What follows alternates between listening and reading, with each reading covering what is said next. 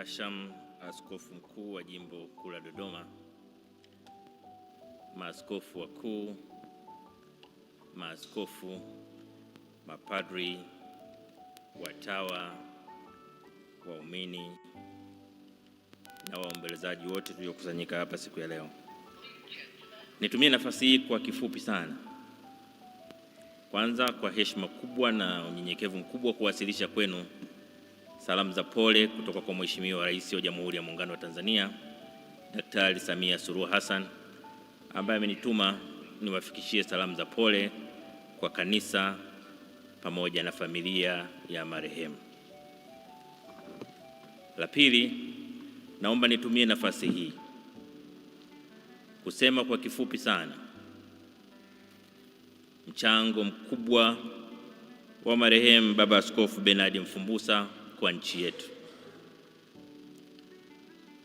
Historia ya nchi yetu haitasahau mchango wake katika kuhamasisha elimu kwa Watanzania na Wanakondoa. Alikuwa na mchango wa pekee katika kutambua kwamba elimu ni ufunguo wa maisha ya binadamu, na alifanya hivi kwa vitendo katika kuhakikisha vijana wetu wanapata elimu. Lakini vile vile kwa kutambua umuhimu wa afya kwa watu wetu, askofu wetu mstaafu Bernard Mfumbusa,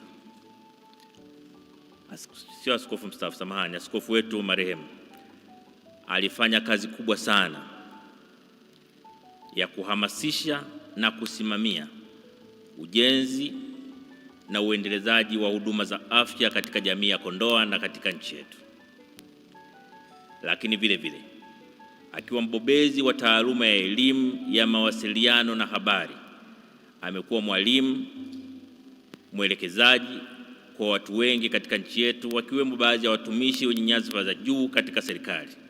Hakuna mtu ambaye amepata kuwa mwanafunzi wake ambaye hatamkumbuka kwa weledi wake na uwezo wake mkubwa, lakini hamu yake kubwa ya kusambaza elimu aliyonayo kwa wengine. Lakini kubwa kuliko yote, marehemu Askofu Bernard Mfumbusa alikuwa kiungo cha pekee kati ya Kanisa Katoliki, madhehebu mengine ya Kikristo, lakini pia madhehebu mengine ya Kiislamu na dini zingine mbalimbali. Anakumbukwa kwa kutaka dini zote zifanye kazi kwa kuheshimiana, kwa kushirikiana na kwa kupendana. Kwa kifupi, Askofu Bernard Mfumbusa atakumbukwa kwa kutimiza wajibu wake kwa binadamu, kwa kutambua tunayo maisha tunayoishi leo, lakini vile vile kutimiza wajibu wake kwa Mungu kwa kutuongoza katika njia ya kutuelekeza katika uzima wa milele. Tunaomba Mwenyezi Mungu aipokee roho yake mahali pema peponi.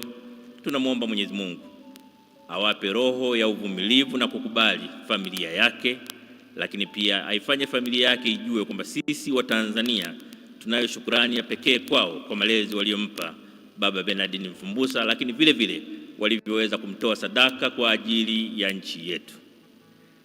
Na washukuru sana viongozi wa kanisa kwa malezi makubwa ambayo mlimpa Baba Bernard Mfumbusa ya kumfanya awe mtume, si kwa kanisa peke yake, lakini pia kwa nchi yetu. Tunaomba Mwenyezi Mungu aiweke roho yake mahali pema peponi. Asanteni sana kwa kunisikiliza.